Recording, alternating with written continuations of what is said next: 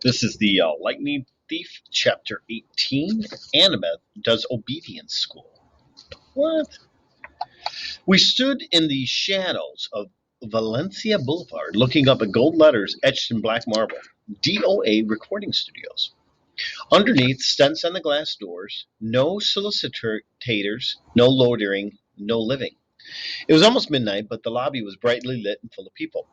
Behind the security desk sat a tough-looking guy with sunglasses and an earpiece, kind of like this guy. I turned to my friends. Okay, you remember the plan? The plan? Grover gulped. Yeah, I love the plan. Annabeth said, what happens if the plan doesn't work? Don't think negatively. Right. We're entering the land of the dead, and I shouldn't think negative. I took the pearls out of my pocket, the 3 milky spheres the Nereid had given me in Santa Monica. They didn't seem like much of a backup in case something went wrong. Annabeth put her hand on my shoulder. I'm sorry, Percy, you're right. We'll make it. I'll be fine. She gave Grover a nudge. Oh, right, he chimed in. We got this far. We'll find the master boat and save your mom, no problem. I looked at them both and felt really grateful.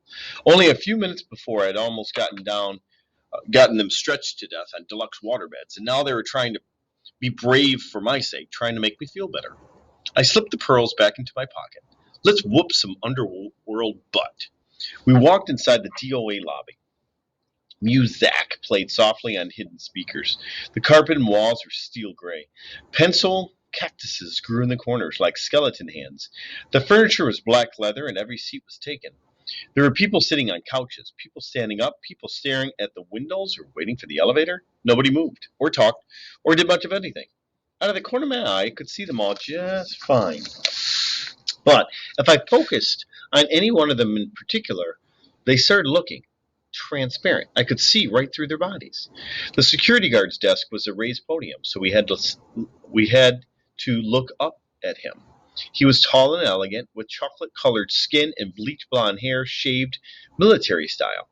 He wore tortoiseshell shades and a silk Italian suit that matched his hair. A black rose was pinned to his lapel under a silver name tag. I read the name tag, then looked at him in bewilderment. Your name is Chiron? He leaned across the desk. I couldn't see anything in his glass except for my own reflection, but his smile was sweet and cold, like a python's, right before it eats you. What a precious young lad. He had a strange accent. British, maybe? But also if he had learned English as a second language. Tell me, mate, do I look like a centaur? No, no. Sir, he added smoothly. Sir, I said. He pinched the name tag and ran his fingers under the letters. Can you read this, mate? It says Chiron. Say it with me. Charon. Charon. Amazing. Now, Mr. Charon. Mr. Charon, I said. Well done, he said back.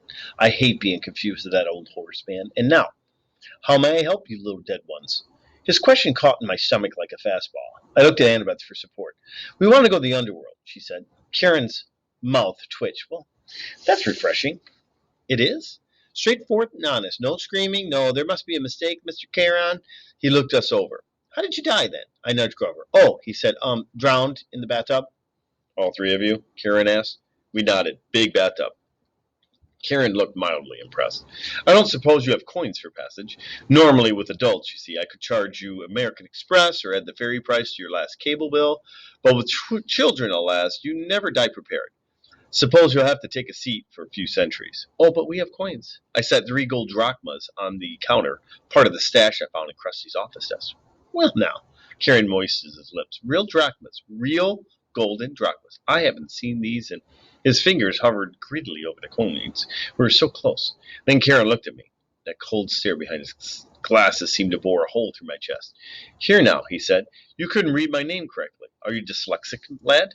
No, I said. I'm dead. Charon leaned forward and took a sniff. You're not dead. I should have known. You're a godling. We have to go to the underworld, I insisted. Charon made a growling sound deep in his throat.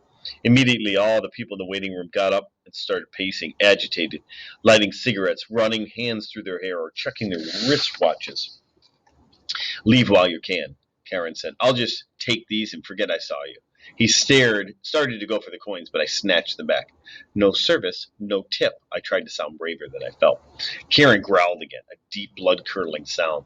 The spirits of the dead started pounding on the elevator doors. It's a shame, too, I sighed. We had more to offer. I held up the entire bag from Krusty's stash. I took out a fistful of drachmas and let the coins spill through my fingers. Karen's growl changed into something more of a lion's purr. Do you think I can be bought, Godling? Uh, just out of curiosity, how much you got there? A lot, I said. I bet Hades doesn't pay you well enough for such hard work. Huh, you don't know half of it. How would you like to babysit these spirits all day? Always, please don't let me be dead, or please let me across for free. I haven't had a pay raise in 3,000 years. Do you imagine suits like these come cheap? You deserve better. A little appreciation, respect, good pay. With each word, I stacked another gold coin on the counter. Karen glanced down at his silk Italian jacket, as if imagining himself in something even better. I must say, lad, you're making some sense now, just a little. I stacked another few coins. I could mention a pay raise while I'm talking to Hades. He sighed. The boat's almost full, anyhow. I might as well add you three and be off. He stood, scooped up our money, and said, come along. We pushed through the crowd of waiting spirits, who started grabbing at our clothes like the wind, their voices whispering things I couldn't make out. Karen shoved them out of the way, grumbling, freeloaders. He escorted us to the elevator, which was already crowded with souls of the dead, each one holding a green boarding pass. Karen grabbed two spirits who were trying to get on with us and pushed them back into the lobby. Right, now, no one get any idea while I'm gone, he announced to the waiting room. And if anyone moves the dial off my easy listening station again, I'll make sure you're here for another 1,000 years. Understood? He shut the doors. He put a key card into the slot into the elevator panel, and we started to descend. What happens to the spirits waiting in the lobby? Annabeth asked. Nothing, Karen said. For how long? Forever, or until I'm feeling generous. Oh, she said. That's fair. Karen raised an eyebrow. Whoever said death was fair, young miss? Wait until it's your turn. You'll die soon enough. Where you're going. We'll get out alive, I said. Ha! I got a sudden dizzy feeling. We weren't going down anymore, but forward. The air turned misty. Spirits around me started changing shape. Their modern clothes flickered, turning into gray hooded robes. The floor in the elevator began swaying. I blinked hard. When I opened my eyes, Chiron's creamy Italian suit had been replaced by a long black robe. His tortoiseshell glasses were gone. Where his eyes should have been were empty sockets, like Ares' eyes, except Charon's were totally dark, full of night and death and despair. He saw me looking and said, well, nothing, I managed. I thought he was grinning, but that wasn't it. The flesh of his face was becoming transparent, letting me see straight through to his skull. The floor kept swaying. Grover said, I think I'm getting seasick. When I blinked again, the elevator wasn't an elevator anymore. We were standing in a wooden barge. Karen was poling us across a dark, oily river, swirling with bones and dead fish and other stranger things, plastic dowels, crushed carnations, soggy diplomas, and with gilt edges. The river sticks, Annabeth murmured. It's so polluted, Karen said. For thousands of years, you humans have been throwing in everything as you come across. Hopes, dreams, wishes that never came true. Irresponsible waste management, if you ever ask me. Mist curled off the filthy water. Above us, almost lost in the gloom, was a ceiling of stalactites. Ahead, the far shore glimmered with greenish light, the color of poison. Panic closed up my throat. What was I doing here? These people around me, they were dead. Annabeth grabbed hold of my hand. Under normal circumstances, this would have been embarrassing, but I understood how she felt. She wanted reassurance that somebody else was alive on the boat. I found myself muttering a prayer, though I wasn't quite sure who I was praying to down here. Only one God mattered, and he was the one I had to confront. The shoreline of the underworld came into view. Craggy rocks and black volcanic sand stretched inland about 100 yards to the base of a high stone wall, which marched off in either direction as far as we could see. A sound came from somewhere nearby in the green gloom, echoing off the stones. The howl of a large animal. Old Three-Face is hungry, Karen said. His smile turned skeletal in the greenish light. Bad luck for you, godlings. The bottom of our boat slid into the black sand. The dead began to disembark. A woman holding a little girl's hand. An old man and an old woman hobbling along, arm in arm. A boy no older than I was, shuffling silently along with a gray robe. Karen said, I wish you luck, mate, but there isn't any down here. Mind you, don't forget to mention my pay raise. He counted our golden coins into his pouch, then took up his pole. He warbled something that sounded like Barry Manilow song as he ferried the empty barge back across the river. We followed the spirits up a well-worn path. I'm not sure what I was expecting, pearly gates or a big black portcullis or something, but the entrance to the underworld looked like a cross between airport security and the Jersey Turnpike. There were three separate entrances under one huge black archway that said, "You are now entering Erebus." Each entrance had a pass-through metal detector with security cameras mounted on top. Behind this were two booths manned by black-robed ghouls like Kieran.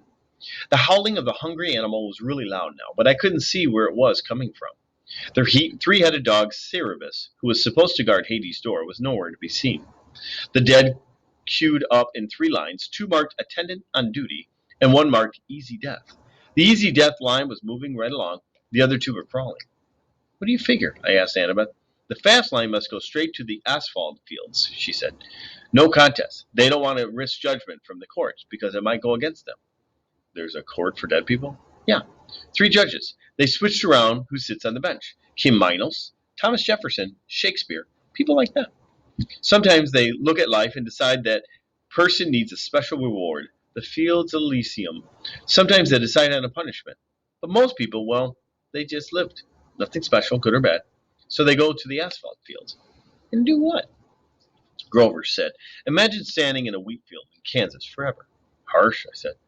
Not as harsh as that, Grover muttered. Look, a group of black-robed ghouls had pulled aside one spirit and were frisking him at the security desk. The face of the dead man looked vaguely familiar.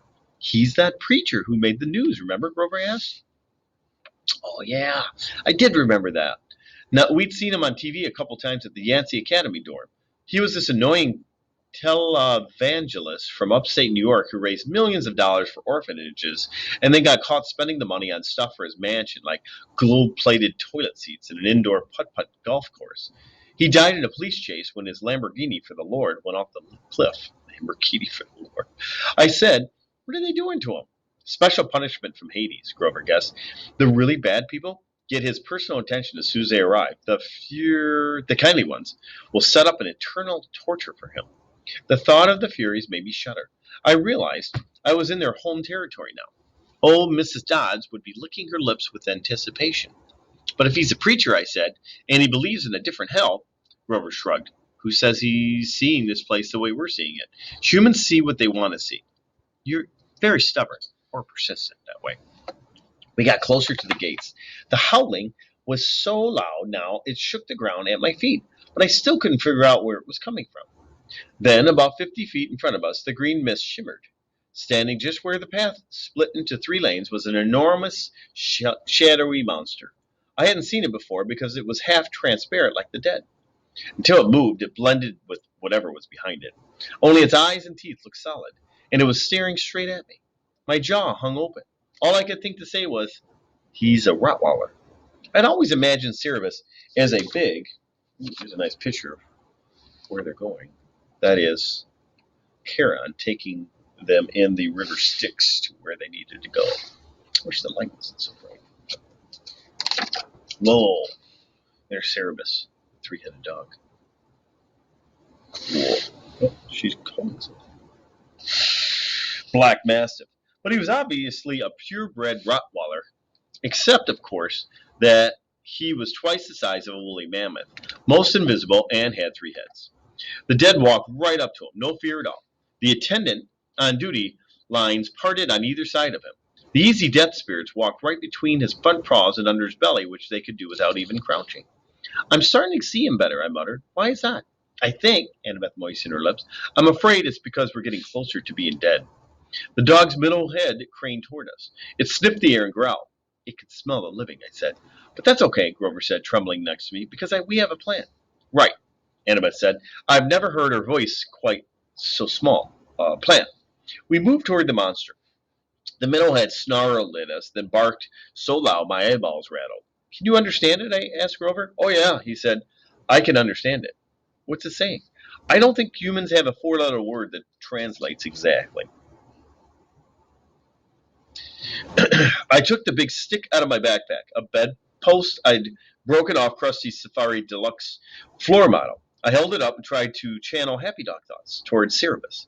Alpo commercials, cute little puppies, fire hydrants. I tried to smile like I wasn't about to die. Hey, big fella, I bet they don't play with you much. Growl! Good boy, I said weakly. I waved the stick. The dog's middle head followed the movement.